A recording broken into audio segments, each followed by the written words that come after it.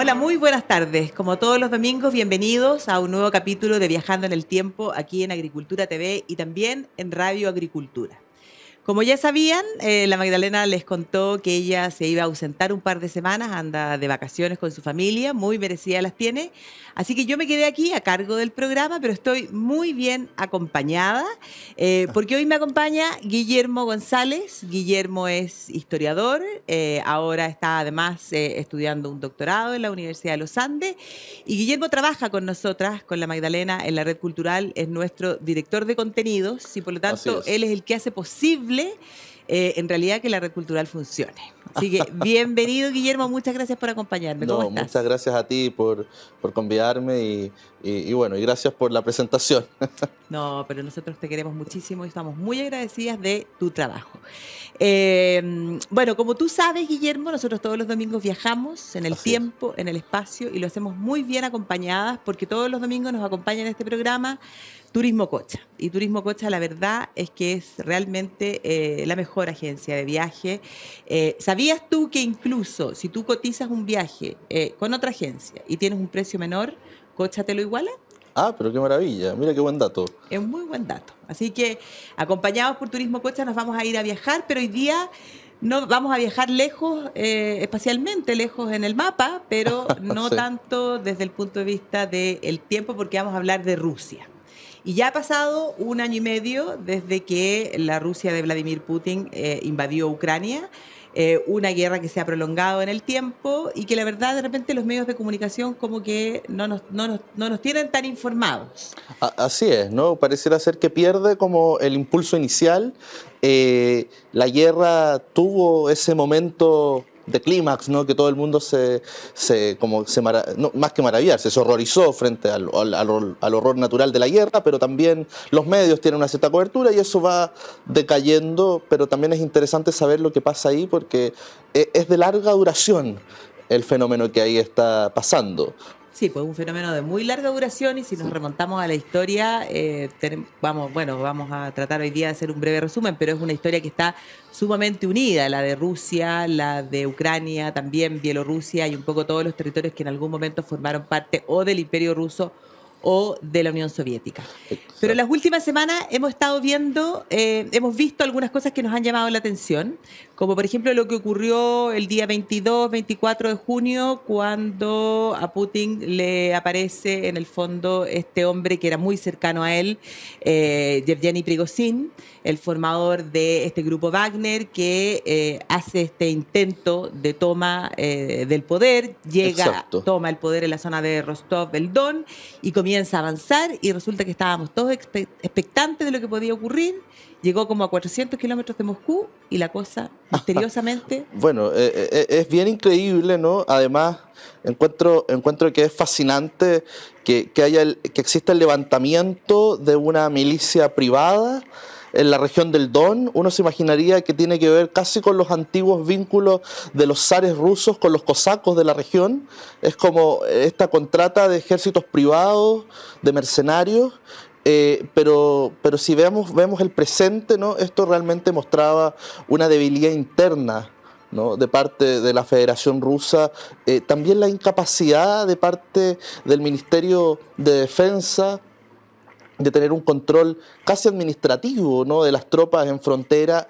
Eh, las reclamaciones de este grupo Wagner tenían que ver casi con la relación entre el ministerio y las tropas, ¿no? Y el buen trato hacia las tropas. O sea, de alguna manera eran demandas muy legítimas desde el punto de vista militar, pero, pero realmente lo que se evidenció acá fue una debilidad exterior, ¿no? Incluso comunicacional frente a la guerra, ¿no? Por parte de Rusia. Sí, pues llamó mucho la atención. Yo siempre digo respecto de Rusia que en Rusia cualquier cosa puede pasar. Y entonces, Exacto. claro, nos llama la atención el hecho de que en estas guerras, bueno, que existiera este grupo Wagner, llama muchísimo la atención este personaje, un personaje que probablemente las primeras apariciones públicas junto a Putin fue más o menos el año 2006, cuando Claro. en Moscú se realizó una reunión en la que estuvo el presidente Bush en ese momento, estaba creo que la Angela Merkel, una reunión que fue ahí y uno lo veía a él parado atrás de Putin en una comida muy distendida y él sirviendo el Exacto. vino. Y entonces y después se hace un personaje muy cercano, entender que él era un hombre que estuvo preso, y que después de haber estado preso, en el fondo en Rusia pudo surgir y llegó a ser en el fondo un oligarca importante, dueño de uno de los restaurantes más famosos de San Petersburgo, y se transforma en esta especie como de chef privado de Putin, Exacto. y que además organiza esta milicia que le hace el trabajo a Rusia en lugares como las intervenciones en Libia, luego en Siria y después en Ucrania. Exacto, ¿no? Y ahí encontramos dos fenómenos, ¿no? Uno podría ver, eh, o así los analistas lo han visto, ¿no? Una verdadera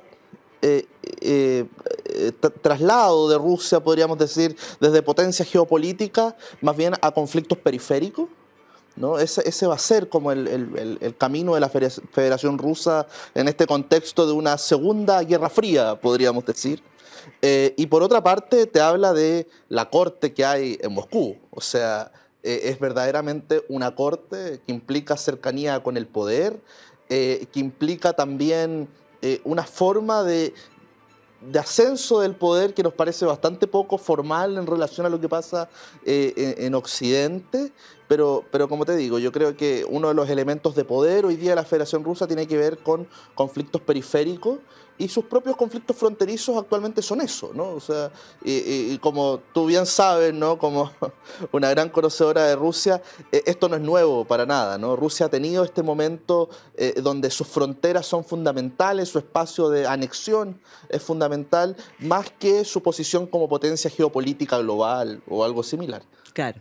Sí, yo siempre lo menciono, que para poder entender a Rusia, bueno, siempre tomo la frase, en el fondo, de uno de los pensadores rusos del siglo XIX más importante, cuando dice, a Rusia no se la puede entender con la razón. O sea, a Exacto. Rusia hay que aplicar todos los sentidos, la imaginación, la emoción, para acercarse a entenderlo. Y efectivamente, Rusia siempre ha planteado que uno de los temas fundamentales es su espacio de seguridad nacional. Exacto. Y eso ha sido así desde el tiempo de los zares, después el tiempo de la Unión Soviética y ahora con Vladimir Putin, que ya lleva, o sea, está hace 23 años en el poder.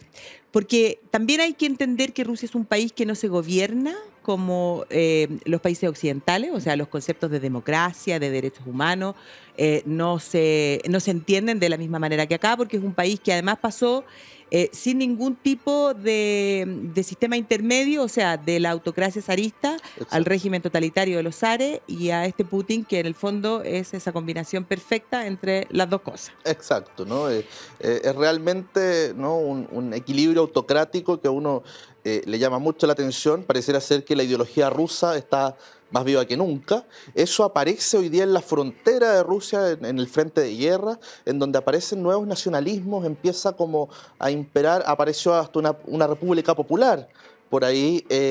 Y aparecen estados muy efímeros, pero que nos recuerdan un poco el complejo mapa geopolítico que era la Unión Soviética, ¿no? Claro.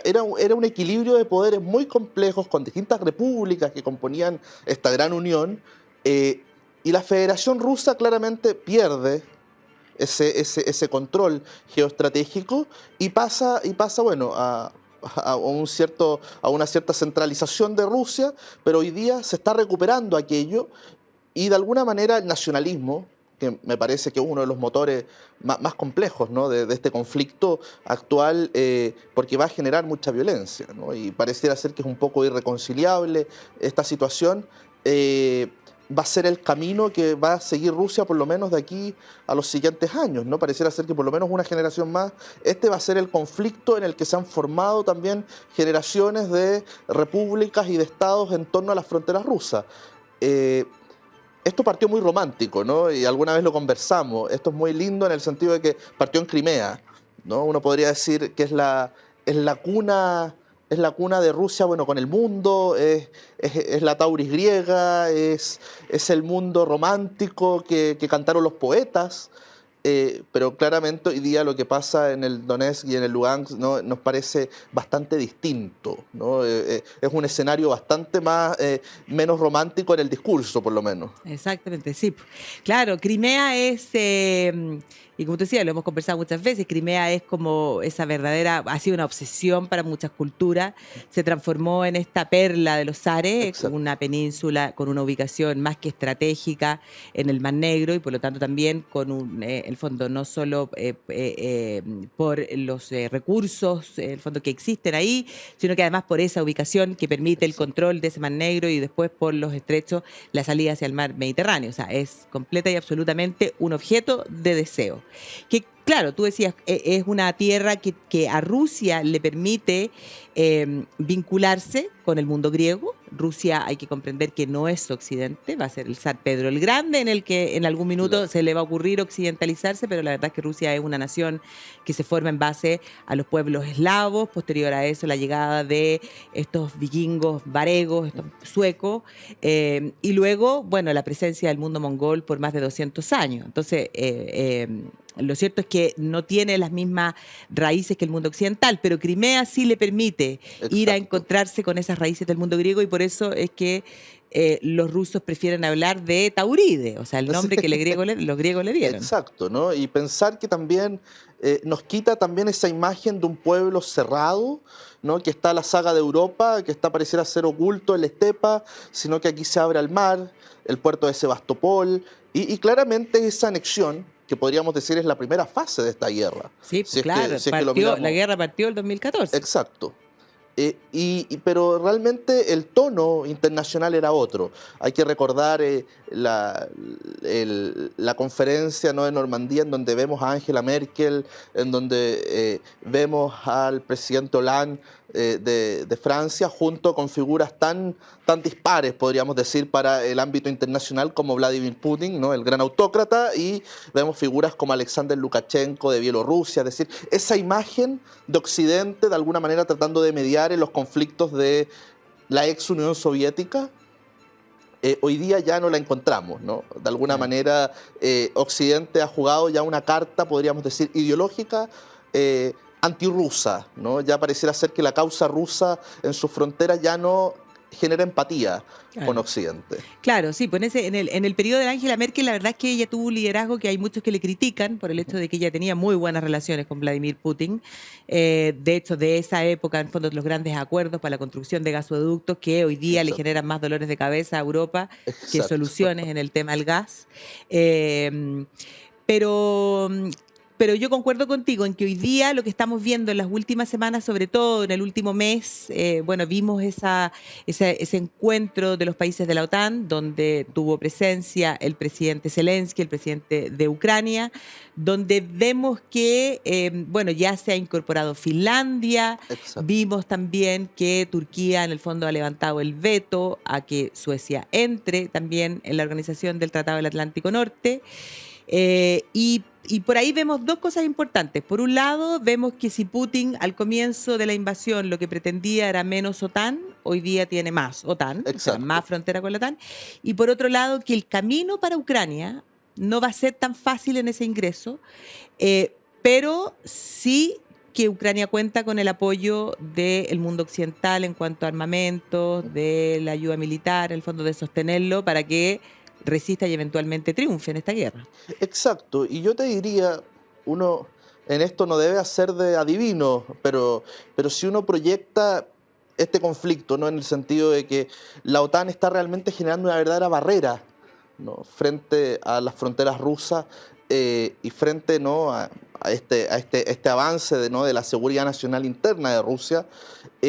Realmente yo creo que esto va a tener una larga proyección, ¿no? Esto es como un gran logro de Occidente, ¿no?, y de las potencias del Atlántico Norte, porque hoy día Rusia ya no es la potencia geoestratégica que se igualaba, podríamos decir, al Atlántico Norte, ¿no? Es decir, frente a Occidente, por así decirlo. Claro. Hoy día esta guerra fría actual, global que tenemos, ¿no?, es China, el gran agente, ¿no? Yo creo que la frontera del Pacífico, o sea, Vladivostok, ¿no?, el mundo asiático de Rusia va a ser mucho más geoestratégico la actual frontera europea, ¿no? Y en ese contexto yo creo que Rusia es vista por los occidentales como una generadora de conflictos periféricos también al estilo Siria, al estilo Libia, más que la gran amenaza occidental. ¿Eso qué nos dice? Que posiblemente el liderazgo de Vladimir Putin va a estar constantemente asediado de manera internacional. Sí. Yo tengo esa proyección al menos, Sí, ¿no? pues esa es la impresión y además que, bueno, Sí. uno también podría pensar y preguntarse ahora, ¿le quedará tiempo a Vladimir Putin en el poder o este ya será, podríamos decir, como el inicio del fin? Pero tenemos que ir a una pausa Exacto, y después hablamos de eso, ¿te parece? me parece. Agricultura TV.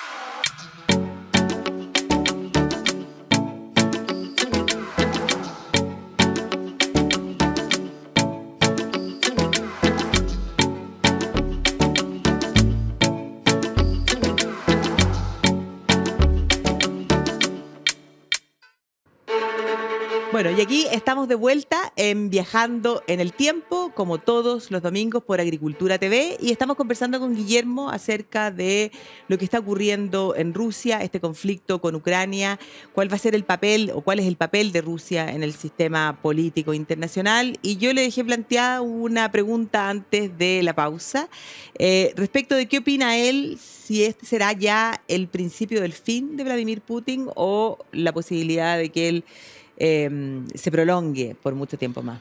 Bueno, como conversábamos, ¿no? Este ya pareciera ser un gobierno, si es que lo miramos desde el punto de vista político, bastante asediado desde el escenario internacional.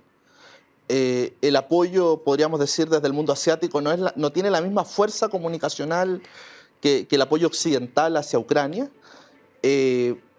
Pero bueno, Rusia es Rusia, ¿no? Y como decíamos, cuesta establecer criterios profundamente racionales en su comportamiento político, pero lo que sí tiendo a creer, ¿no?, es que Rusia sí puede oscilar constantemente entre procesos de rusificación y procesos de occidentalización. Eso se vio en Ucrania, ¿no? La gran fuerza de la guerra o de la defensa ucraniana está dada por un nacionalismo ucraniano que es profundamente europeo, Claro. ¿no?, y profundamente nacionalista al mismo tiempo. Es decir, esa doble cara, ¿no?, fue la cara de la Europlaza en Kiev, ¿no?, en las protestas originales, ¿no?, en Ucrania. Hoy día Rusia ha tenido un proceso de rusificación, de nacionalismo interno ruso muy fuerte. Yo no veo un proceso de liberalización claro, ¿no?, en el pueblo ruso. Al contrario, hay una profunda nostalgia de la ex Unión Soviética, hay una profunda nostalgia de la autocracia rusa. Vladimir Putin encarnaba de alguna manera ese equilibrio nostálgico, pero además un sistema político que tiene que tener una continuidad que ha sido bastante efectivo desde los años 90 hasta ahora. Pero claro, mi imagen, si es que uno tendría que vaticinar algo, es que si el poder de Vladimir Putin se tambalea, tiene que ser frente a un liderazgo con una fuerza similar. Creo que si hay un proceso de liberalización va a ser corto. Sí, porque yo creo que uno de los peores escenarios en los que Rusia pudiera caer es en una especie como de guerra civil interna. Exacto. O como de un vacío del poder. Pienso que es mejor, o sea, como diablo conocido. Exacto. Y por lo tanto, Vladimir Putin en ese sentido es mejor. Ya el mundo occidental ya sabe con quién está tratando. Ya sabemos también, que es lo que tú planteabas, que en el fondo su gran apoyo es China. Y entonces la gran pregunta es, y ese es el gran desafío de Estados Unidos y del mundo occidental, o sea, el liderazgo de los chinos por detrás. Ese es el gran tema en el sistema internacional actual. Pero a mí me da la sensación, fíjate, con esto de lo que ocurrió en el mes de junio, da una señal. O sea, que creo que internamente la cosa probablemente no está tan bien como los rusos quieren plantearnos. O sea, siempre se nos ha dicho que los rusos, los habitantes rusos al interior de Rusia no tienen idea o no saben mucho de lo que ocurre fuera, porque la información está sumamente controlada. Pero el hecho de haber visto cuando en este intento de Prigozhin de tomar el poder, ver gente que lo vitoreaba o gente que, no sé, pues buscaba sacarse la selfie con él, te da a entender de que sí hay cierto descontento interno, de que sí hay cierto manejo de la información. Y a mí lo que me hace pensar es en las altas esferas de poder, o sea, estos grandes oligarcas, estos grandes núcleos de poder al interior que pueden estar viendo que efectivamente la guerra no va bien, la guerra no ha ido como Vladimir Putin lo planteó en el inicio, y que por lo tanto ellos mismos puedan pensar que ha llegado el momento de sacarlo. Y en Rusia uno sabe que sacarlo puede significar que un personaje simplemente desaparece o cualquier día amanece extrañamente envenenado. Sí. Lo interesante es que, claro, ¿no? Hay distintos agentes de poder que mantienen el equilibrio de la autocracia. Por un lado están los oligarcas, ¿no? Que son estas figuras que desde los años 90 en adelante se han posicionado, ¿no? A la cabeza, ¿no? de una riqueza enorme, ¿no? Por un lado, la guerra, ¿no? Una de las acusaciones que hacía el grupo Wagner era que estaba siendo dirigida en razón de los intereses de estos oligarcas, ¿no? Sobre todo áreas de influencia, zonas de control económico, los mismos gasoductos, ¿no? La conexión con Bielorrusia, que podríamos decir es uno de los verdaderos estados satélites que hoy día tiene Rusia, ¿no? Y el gobierno de Lukashenko, y estamos hablando que la Rusia blanca es una extensión tremenda, ¿no? Es como la gran barrera, ¿no? Una de las grandes barreras con Occidente. En ese contexto, claro, están los oligarcas, está la sociabilidad propia de la era contemporánea, las redes sociales, los jóvenes, pero sí podríamos decir que son los jóvenes quienes más les ha tocado la fibra del nacionalismo ruso. O sea, ellos se han educado, se han formado no soy sociólogo en esta materia, pero sí se han formado en torno a una educación muy pro-nacionalista, muy pro-rusa, a no ser que haya quizás una sensación de cambio o una esperanza de cambio. A veces el cambio viene en los momentos más pacíficos de las sociedades o en momentos que pareciera ser que son inesperados por parte de las generaciones jóvenes. Ese es un punto, y el otro punto es China, ¿no? Es clave.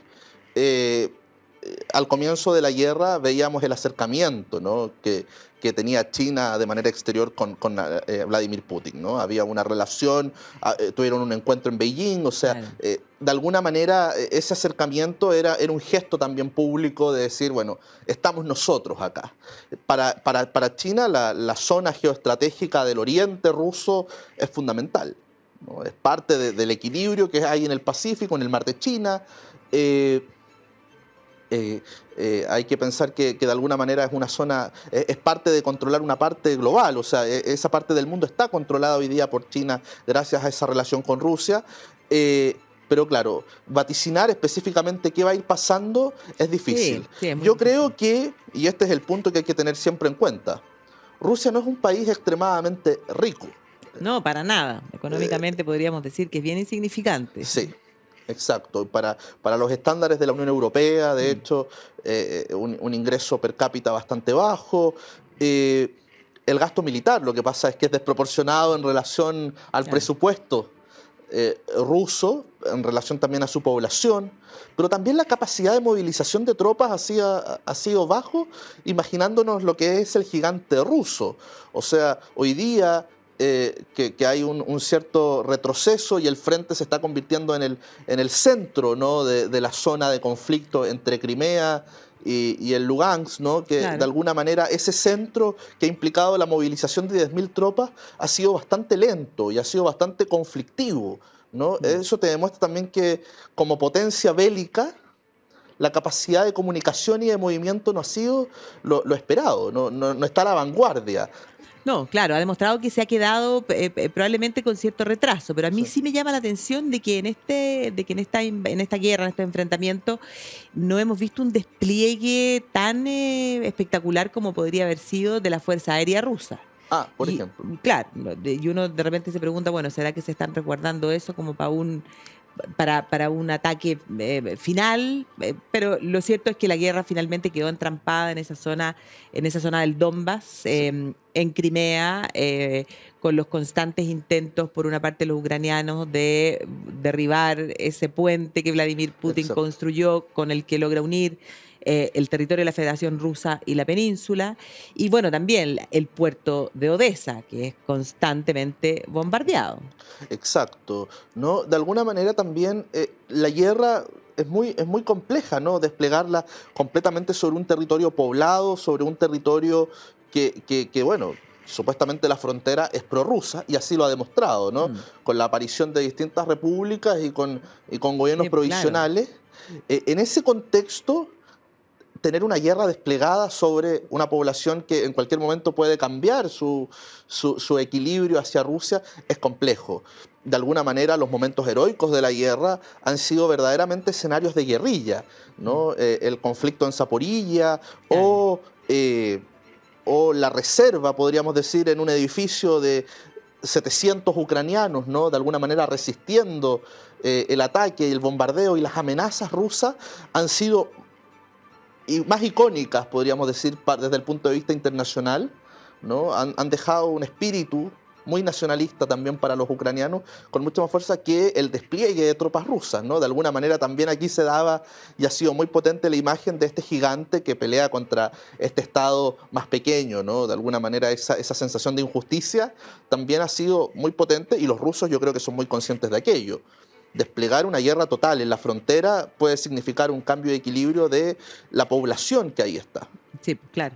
No, y eso también es lo que hace pensar que en el origen de este conflicto, y si uno va a buscar a intentar entender las raíces históricas, tener en cuenta el hecho de que Ucrania como una república es un país sumamente joven, o sea, Ujú. que surge después de que en el fondo desmorona la Unión Soviética, eh, y, eh, y que tiene Ucrania en su interior algo así como dos, por decir lo mínimo, dos almas. Y yo siempre doy y hago alusión al hecho de que Ucrania es uno de los ejemplos que toma Samuel Huntington en el choque de civilizaciones para decir que ese tipo de naciones jóvenes con estas dos almas como en búsqueda de una definición, bueno, muchas veces son esas naciones que están destinadas a fracasar. Y entonces, en el fondo, como para poder comprender, hay que tener en cuenta de que este territorio de Ucrania, ¿ya? Originalmente estos rutenos, que pasan a la historia a llamarse como ucranianos, van a tener una parte de ellos, una vinculación muy fuerte con el mundo occidental, con lo que va a ser el imperio austrohúngaro, pero otra parte de lo que era Ucrania, bueno, siempre vinculada al territorio del imperio ruso y posteriormente con la creación de la Unión Soviética, como tú decías, que es en el fondo esta serie de repúblicas, ¿ya? Se crea esta Unión, o sea, República Socialista Soviética de Ucrania, que se incorpora a la Unión Soviética, pero con esas dos almas. Y entonces, con esas dos almas como mínimo, ¿ya? Hoy día tú ves que surgen estos nacionalismos y que ves en el fondo que efectivamente hay territorios que son hoy día los que están en la mayor parte del conflicto, que además pasaron a ser parte del Imperio Ruso como parte de lo que fue el gran sueño y el gran periodo de esplendor de Catalina la Grande, Exacto. y que por lo tanto para los rusos es ruso, o es Y territorio de ruso. hecho, y es el momento ruso, por lo Es demás, el ¿no? gran momento ruso. Es fantástico verlo así, ¿no? A los occidentales nos gustaría pensar que desde la Galitzia hasta Kiev podríamos tener un estado tapón que fuera una especie de país nórdico, ¿no? Claro. Que funcionara a lo occidental, que fuera pacífico, que mediara o que fuera una zona de frontera regulada por Occidente. Pero hay que recordar que Ucrania es una gran extensión, es un verdadero granero, una zona de cultivo tremenda, es zona geoestratégica desde el punto de vista nuclear. Eh, no por nada se ha hablado de Claro. terrorismo nuclear durante esta Sí, pues guerra. claro. Y el conflicto con las plantas, que bueno, es histórico, ¿no? En Ucrania, y por lo tanto realmente va a ser una zona no solamente de tapón, ¿no? Para Occidente, sino también va a ser una zona de constante conflicto. Ese sueño del Estado occidental mediando entre medio realmente no es posible porque lo que viene, y pareciera ser que va a ser la constante para Rusia, para Ucrania y para toda la zona, es el nacionalismo. O sea, lo que va a mover a estos estados a continuar y a tener una cierta vigencia va a ser ese espíritu nacionalista, y eso de alguna manera va a establecer las prioridades militares, la seguridad nacional como un elemento clave, ¿no? para mantener viva esta fuerza. El nacionalismo ucraniano ha sido bastante duro y ha sido una de las grandes críticas, ¿no? A nivel público, ¿no? De alguna manera desde ese bando, y por lo tanto pareciera ser que el conflicto bélico va a ser el tipo o la forma de retórica que va a imperar, ¿no? En torno a esa zona. También, y de alguna manera uno pensaría que Rusia hubiera quedado muy tranquila con la anexión de Ucrania, ¿no? De alguna manera se recuperaba ese gran momento, esa conexión no solamente con Occidente, sino que la posición geoestratégica de Rusia en el Mar Negro, frente a Grecia, frente a Turquía. Pero realmente no, porque existen muchos pueblos que van a también, de alguna manera, amanecer ahora para el siglo XXI con una fuerza nacionalista que Rusia o la va a combatir o la va a saber anexionar, ¿no? Pensemos también en la otra zona, ¿no? También conflictiva de la frontera rusa, que puede ser el mundo azerí, armenio, claro, ¿no? También, que es otra zona fronteriza. Claro. Armenia, Georgia, todos esos claro. lugares. Claro. Y por lo tanto, Rusia siempre va a tener algo que decir, ¿no? Frente a esa emergencia nacionalista. De alguna manera, el sueño occidental de que ahí haya paz y haya un cordón de paz, por lo menos no es compatible con lo que ha pasado en la historia en los últimos siglos. Claro, yo creo que con esto ha quedado claro que algo que Vladimir Putin, yo creo que tenía como objetivo desde el momento en el que llega al poder. O sea, el hecho de que el mundo occidental no puede tomar las decisiones en el sistema internacional sin tener en cuenta cuál es la opinión de Rusia, cuál es el parecer de Rusia. Y por eso, bueno, esas declaraciones que constantemente se recuerdan, cuando él dice que la caída de la Unión Soviética fue el peor desastre geopolítico, ¿no? del siglo XX, no porque él pretenda traer el comunismo de vuelta, ¿no? Porque él, de hecho, es bastante crítico con el comunismo, pero sí por lo que la Unión Soviética significaba a nivel internacional. O sea, la Unión Soviética era una de las dos grandes potencias y las decisiones en el mundo se tomaban en base a este enfrentamiento entre Estados Unidos y lo que era la Unión Soviética. Y entonces el desmoronamiento significó que Rusia se cayó al tercer, cuarto, quinto, sexto lugar en importancia de los países del mundo. Y este hombre, desde el año 2000, bueno, fue haciendo, y si uno mira su carrera, él fue tomando las medidas, en el fondo, como para devolverle a Rusia, no siendo una potencia económica, como tú decías, pero sí ese papel importante en el sistema internacional. Y yo creo que esta invasión de Ucrania y cómo se ha ido dando en este año y medio, verdaderamente deja claro que el sistema internacional que existía después de la Segunda Guerra Mundial ya no es posible. Exacto. Y posiblemente vamos a tener, y si es que la gente tiene que hacerse alguna idea de qué Rusia podríamos pensar hoy día, ¿no? Yo creo, no sé si estás de acuerdo conmigo, pero para mí es la Rusia del siglo XIX, ¿no?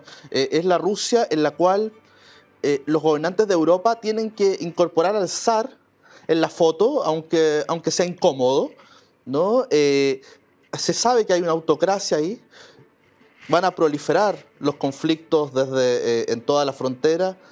No por nada Tolstoy, muy joven, nos escribe sobre Sebastopol, ¿no? La guerra de Crimea, que es el gran conflicto bélico del siglo XIX. El gran conflicto bélico del siglo XIX, muchas veces bastante olvidado. Olvidado, ¿no? Claro. Y ahí hubo un conflicto muy similar al actual, en donde Occidente está involucrado, pero de alguna manera no se piensa constitutivo de la historia de estos países occidentales. Posiblemente ese es el momento histórico que más se parece al actual, ¿no? En donde Rusia no tiene en este momento el control total o geoestratégico de sus fronteras, ¿no? Pero está camino a ello, está reorganizándose para ello, ¿no? Y por lo tanto hay que considerarlo como un actor más, ¿no? Y un actor que nunca es muy cómodo. No, pues es un actor que no es tan cómodo, pero que, como tú bien dices, el siglo XIX nos puede dar un poco el ejemplo de cómo hacia dónde tendríamos que ir, y yo creo que podríamos interiorizarnos un poco más, pero a la vuelta de la pausa. Agricultura TV.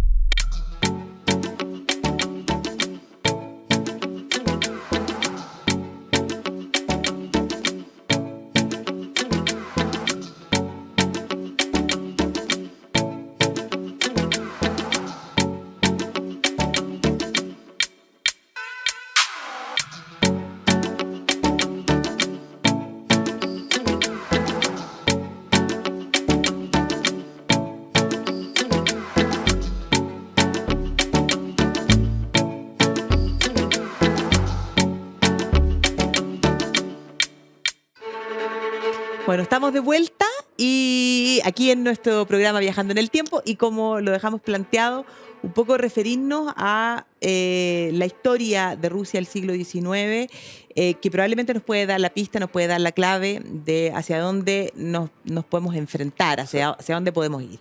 Y como tú bien decías, pues en el siglo XIX probablemente el zar era un personaje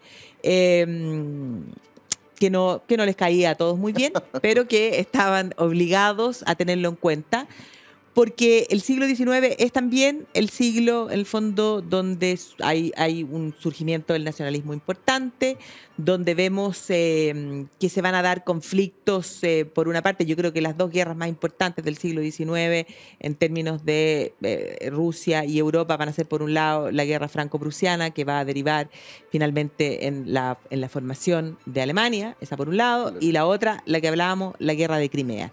Y ambas tienen que ver, en el fondo, y que tienen que ver con una serie de elementos. Uno de ellos es el nacionalismo, y si vemos por debajo, en ese momento Rusia ya se había levantado como la defensora, por una parte, de los pueblos eslavos, en cualquier parte del mundo que los eslavos estuvieran. Exacto.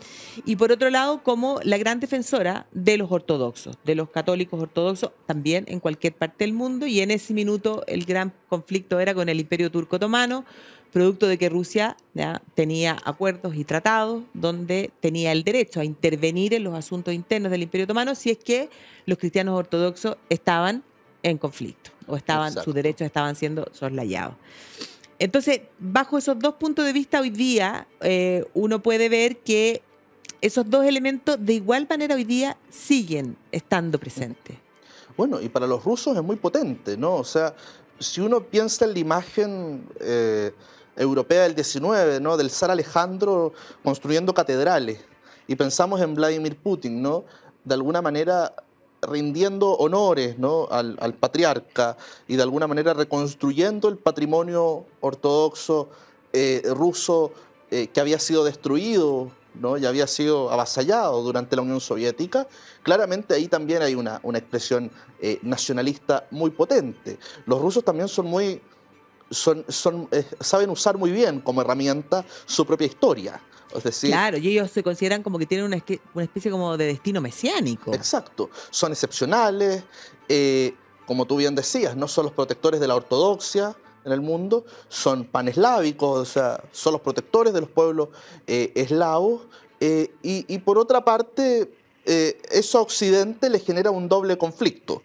Por un lado, el nacionalismo extremo siempre va a ser un conflicto para las democracias liberales, ¿no? Eso es natural, pero por otro también hay una parte agradable de ese movimiento, que es la generación de una cierta cultura rusa, ¿no? Nosotros hasta el día de hoy admiramos a Rusia por aquello.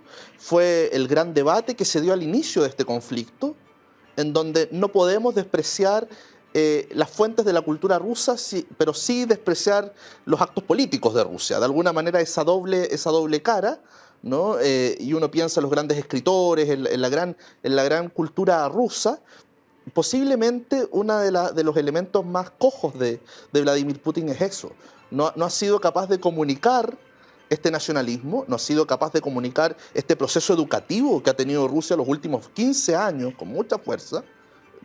Es mucho más antiguo, pero los últimos 15 se ha exacerbado, en donde de alguna manera la juventud rusa se ha ido formando en torno a este nacionalismo, en donde la nostalgia pareciera ser que va a ser el elemento clave en la vida cotidiana de los rusos, ¿no? Hay como una especie de amor por la madre patria en su momento de apogeo, ya sea durante la Unión Soviética o ya sea en sus momentos históricos clave.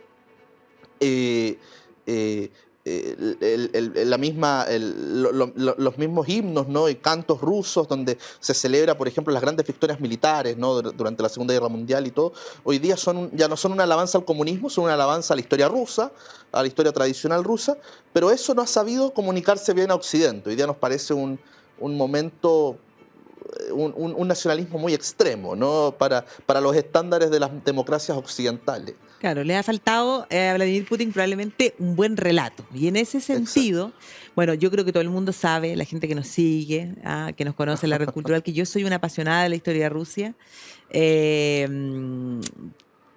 Y siempre digo que yo creo que a Rusia hay que mirarla desde dos puntos de vista. O sea, Rusia, por un lado, existe una Rusia que es verdadera y absolutamente sublime. ¿Ya? Y ahí basta con pensar en la música, en los escritores, en su Exacto. arquitectura, en el fondo, en lo que yo he tenido además, en el fondo, la suerte de haber estado varias veces en Rusia, bueno, Claro, qué desde, maravilla. desde la invasión que ya no ha sido posible. Y la verdad es que es un lugar donde yo al menos me siento absolutamente a gusto y considero que es un país que vale muchísimo la pena visitar. Hoy día, claro, la verdad es que es imposible. Pero por otro lado, claro, existe esta Rusia terrible. Esta Rusia que si nos vamos en el tiempo, no sé, pues pensamos en un Iván IV el Terrible o si pensamos Exacto. en Stalin, bueno, los peores horrores de la historia se vivieron en ese momento. Entonces hay que mirarla desde estos dos puntos de vista.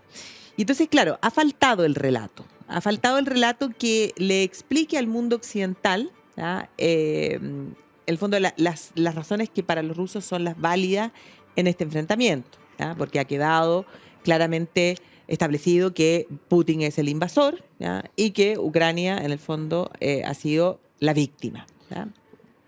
Pero por otro lado, en esa nación que ha sido la víctima de la invasión, ha aparecido este Volodymyr Zelensky, que efectivamente desde el primer momento se vistió de héroe. Exacto. Y pareciera ser que Occidente lo esperaba, porque desde la caída de la Unión Soviética, Occidente sí hizo la pega comunicacional muy bien. ¿Y cuál es el rol de Occidente tradicional con Rusia o en el mundo eslavo? ¿No? Es mirarlos como espejo. Occidente se mira a través de la historia rusa. Es como la historia de Occidente exagerada, ¿no? Hay un autor fantástico, Figes, que es muy amigo de la red cultural. Sí, po, Orlando. Acá tiene un libro nuevo sobre la historia de Rusia. Exacto. Orlando Figes es fundamental para esto, ¿no? Para Fundamental. comprender la historia rusa. Y de alguna manera son los palacios europeos llevados a una escala magnífica, ¿no? Es la ciudad europea, bueno, convertida en San Petersburgo, ¿no? Es decir, todo es a escala rusa, ¿no? Es todo a escala monumental. Y por lo tanto Europa se mira, Occidente se mira a través de Rusia. Eso significa que desde los años 90 en Occidente hemos tenido investigadores, personas que han tratado de comprender Rusia, personas que se han metido, ¿no?, en los estudios rusos con mucha fuerza. Y se ha sabido pensar muy bien qué era este desmoronamiento de la Unión Soviética, qué conflictos iba a traer para la sociedad rusa, para la memoria. Hay grandes escritos sobre memoria, grandes estudios sobre Rusia. Hablábamos de Orlando Figes, muy amigo de la red cultural, autores como de gran difusión, ¿no?, como Simon Seba Montefiore, ¿no? Hay una película documental en Netflix sobre los últimos zares, por ejemplo, donde él participa. De alguna manera ese interés por la cultura occidental, por entrar en la cultura rusa, ha sido muy efectivo. Y por lo tanto, Occidente ha sabido reforzar su propia democracia o su propio espíritu liberal a través de la historia de la autocracia rusa. Por lo tanto, cuando aparece este héroe nacionalista, ¿no?, claramente Occidente lo quiere mirar con los ojos que Occidente mira a Rusia. Claro. Esta es la antítesis, por lo tanto, y desde la misma Rusia, Ucrania no es Rusia, pero de alguna manera desde el propio mundo eslavo aparecen estos personajes heroicos que vienen a representar la democracia liberal, que vienen a representar de alguna manera un espíritu moderno y modernizador frente a la tiranía rusa tradicional. Claro. Esa imagen muy maniquea realmente no se sostiene, ¿no? Y no se sostiene porque partió Zelensky con un liderazgo tremendo, ¿no? Y realmente donde flaquea su propio liderazgo es en su propio pueblo, en sus propios cuadros políticos. Claro. De alguna manera, la democracia ucraniana ha demostrado ser, desde las protestas en la Europlaza, en Kiev, ha demostrado ser, parece, un régimen bastante estable, ¿no?, en relación al conflicto eterno de fraude electoral que había anterior a las protestas. Pero de alguna manera vaticinar que Zelensky se va a convertir en una especie como de gran jefe de Estado, ¿no?, de Ucrania, al estilo general de Gaulle, así una especie de autoridad querida por todas las facciones políticas. No, Porque posiblemente Ucrania no tiene esa fuerza democrática e institucional. No, por supuesto que no. Si tiene que entender que tiene un pasado más o menos, o sea, similar a lo que ha sido Rusia, Exacto. donde también la corrupción, donde los oligarcas, o sea, de hecho, no hay que olvidarse que ahora recientemente la OTAN le ha dicho a Ucrania, todavía no lo vamos a invitar a ser parte, lo vamos a apoyar en esta guerra, pero lo que pasa es que para entrar a la OTAN hay que cumplir una serie de requisitos que tienen que ver con los índices, en el fondo, de democracia, con corrupción, que Ucrania verdaderamente no cumple. Pero efectivamente este Volodymyr Zelensky, como tú decías en esta imagen como maniquea, yo creo que ha tenido una muy buena asesoría, o tal vez el hecho de que él era un actor, Exacto. porque ha sabido representar el papel de héroe. Y si uno se fija hasta en la forma de vestir. O sea, Exacto, uno lo ve en las grandes reuniones o en los parlamentos del mundo hablando y él siempre está vestido casi al estilo camuflado, o sea, como que viene saliendo del frente de combate y de ahí directo a dar los discursos. Exacto, Y por otro lado, eso. fantástico, y por otro lado, claro, se hace mucha referencia a que Vladimir Putin se mantiene sentado en los grandes salones del Kremlin, como el Salón San Jorge de eterno, ya en estas mesas eternas, como que estuviera muy desconectado de lo que efectivamente está pasando en la guerra. Exacto, pero como te digo, como liderazgo histórico, es un arma de doble filo en un pueblo eslavo, en el sentido de que si tú estás motivando el discurso nacional, estás motivando de alguna manera el discurso de la defensa heroica, ¿no? Este personaje que está saliendo del campo de batalla, ¿no? a encontrarse con los líderes mundiales. También, por otro lado, la tentación de la autocracia en un pueblo eslavo es importante, ¿no? No digo que Zelensky sea la viva imagen del autócrata, porque no lo es, ¿no? Pensemos, por ejemplo, en un vecino que podría tener el mismo equilibrio de poder en torno a su figura, como Alexander Lukashenko en Bielorrusia, ¿no? De alguna manera nos imaginamos a un sátrapa oriental en esa figura. Claro. Mientras que en Zelensky vemos a un joven actor carismático que podría ser un perfecto occidental. Claro. Pero creo que es un equilibrio muy delicado, ¿no? Que claramente se va a mantener mientras la guerra también tenga un discurso desde el punto de vista ucraniano, ¿no? Y el discurso actual es la defensa, sobre todo la defensa heroica, la defensa casi sin rendición, ¿no? Con ciertas excepciones se ha dado y ha sido comunicacionalmente visto como una especie de acuartelamiento heroico, ¿no? Por parte de los ucranianos, ¿no? Resistiendo al asedio ruso. Eso de alguna manera es muy positivo para los ucranianos desde el punto de vista comunicacional. Sí, pues muy positivo. Pero claro, todo esto nos hace pensar que esta va a ser una guerra probablemente que se va a prolongar en el tiempo. Exacto. Se ve difícil una salida a este conflicto que pudiera ir por un tratado de paz. De repente pueden producirse ciertos armisticios, ciertos altos al fuego, ¿ah? Y que tal vez nos quedáramos con una situación similar a lo que ocurrió con la guerra de Corea, y que nos quedemos siempre con una frontera muy compleja ahí. Porque claro, no se vislumbra una salida en este momento porque Rusia ha decidido resistir y toma las medidas que todavía tiene en sus manos para enfrentar en el fondo al mundo occidental, al apoyo de la Unión Europea, de la OTAN, de Estados Unidos a Ucrania. O sea, ya vemos cuáles van a comenzar a ser las consecuencias en el fondo ahora nuevamente con los granos, después de que nuevamente Rusia se ha salido del acuerdo y por lo tanto va a bloquear la salida de granos desde Ucrania, y como tú decías, Ucrania es el granero del mundo. Exacto. Y entonces, en Chile, claro, aun cuando nosotros no compramos directamente a ellos, el precio va a subir y por lo tanto, o sea, el precio del pan se eleva. Exacto. Y eso ya lo vimos al comienzo del conflicto y probablemente lo estamos viviendo ahora también. Entonces, tiene todavía herramientas. Y él ha planteado, y en eso no es que yo quiera parecer que lo estoy defendiendo, pero Putin planteó siempre desde el comienzo que él iba a estar en contra de cualquier tipo de ampliación de la OTAN. Él dijo, el Pacto de Varsovia terminó en el momento en el que cayó la Unión Soviética, porque ya no existía la necesidad de ese pacto de cooperación en defensa, ¿ya? Y la OTAN lo único que ha hecho, ¿ya?, ha sido aumentar y crecer. Eso por una parte.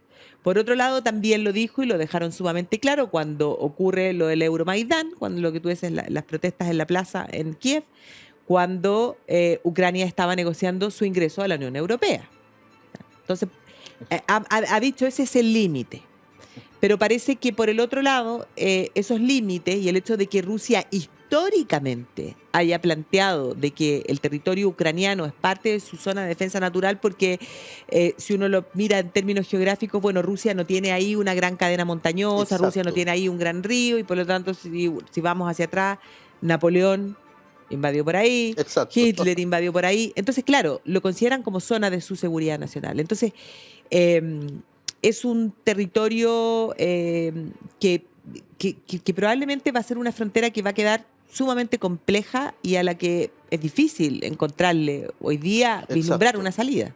Y bueno, y que la gente no se sorprenda con lo que pueda pasar, porque puede pasar cualquier cosa, en Sí. el sentido de que un Estado puede persistir en la guerra bastante, la guerra puede ser un factor favorable para un espíritu de alerta nacional, ¿no? O sea, podemos ver a Putin en algún momento muy, muy acogotado, pero también lo vamos a ver quizás bastante más ligero cuando de alguna manera el escenario bélico no solamente cambia a favor de Rusia, sino que de alguna manera él pueda mediar, él puede ser capaz de mediar esta guerra como un gran factor de continuidad de su gobierno, ¿no? La seguridad nacional siempre hay que pensar que está mucho más alerta en el pueblo ruso que en otras comunidades mundiales. Claro, pues mucho más presente por lo que ha significado para ellos históricamente Exacto. las grandes invasiones, Sí, lo que significó el sufrimiento de los rusos, o sea, tras la invasión de los nazis, o sea, la exacto. cantidad de muertos rusos en la Segunda Guerra Mundial,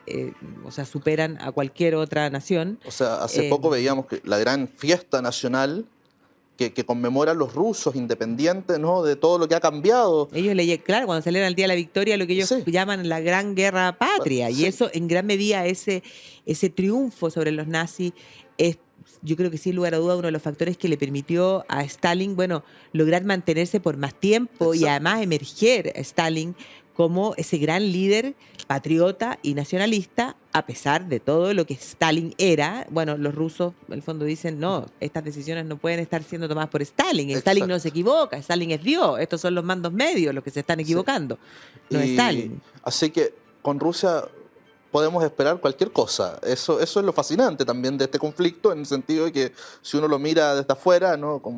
Y estratégicamente, uno realmente el tiempo nos irá diciendo cómo van las cosas, pero cuesta Claro. vaticinar algo. Pero bueno, estos son los antecedentes históricos para ir armando el esquema. Cuesta vaticinar algo, sí, sin lugar a duda. Y muchas veces, bueno, la pregunta es, claro, ¿va a seguir Vladimir Putin ahí? ¿Se podrá producir algo así como un golpe? Ya vimos este intento, ya vimos que rápidamente, en unas pocas horas, la situación se controló, Exacto. que este Prigozhin, al parecer, está en Bielorrusia, o a lo mejor ya no está en este mundo, ¿ah? Exacto. No sabemos. La verdad es que a lo mejor no vamos a volver a saber de su existencia. O sea, todo puede ocurrir en este conflicto, que a mí me hace pensar, en el fondo también, y nuevamente te digo, no es una defensa a Rusia, pero es mirar siempre los antecedentes, y eso es lo que también nosotros recibimos por parte de los medios de comunicación.